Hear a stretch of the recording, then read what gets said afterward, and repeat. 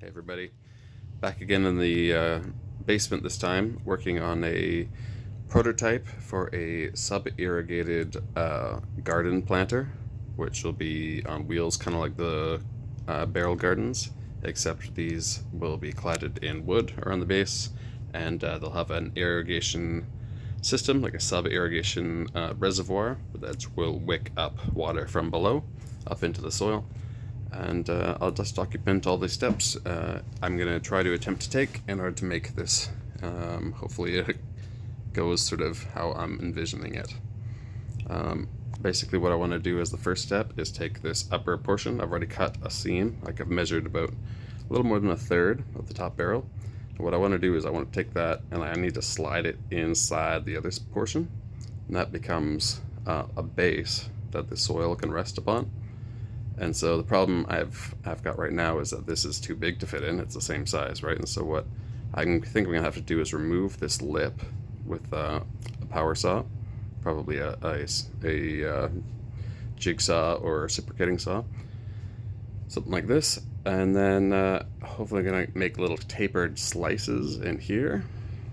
And then hopefully that'll pinch together and then slide right into the bottom. And if I do it right, hopefully it'll sit right in the base.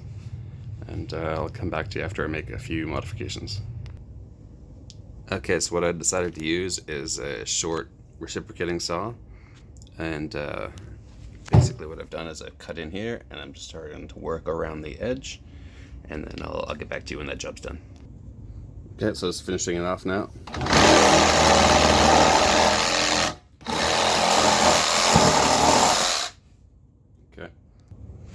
So now I can remove that whole ring.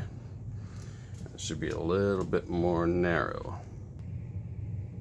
Alright, so I'm pretty happy with taking that lip off. Now the next step I gotta do is start cutting slits here, I think.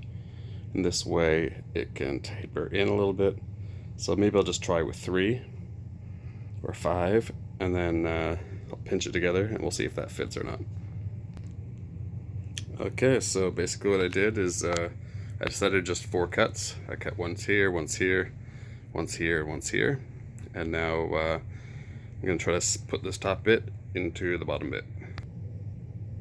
So you can see here the flaps need to overlap a little bit so they could fit the top barrel inside the other barrel.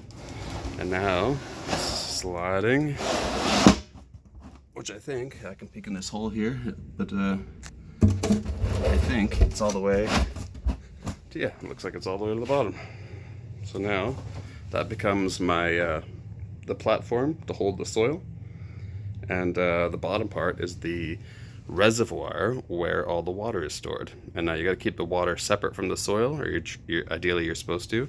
That stops the anaerobic decomposition and any kind of smells associated with that kind of breakdown.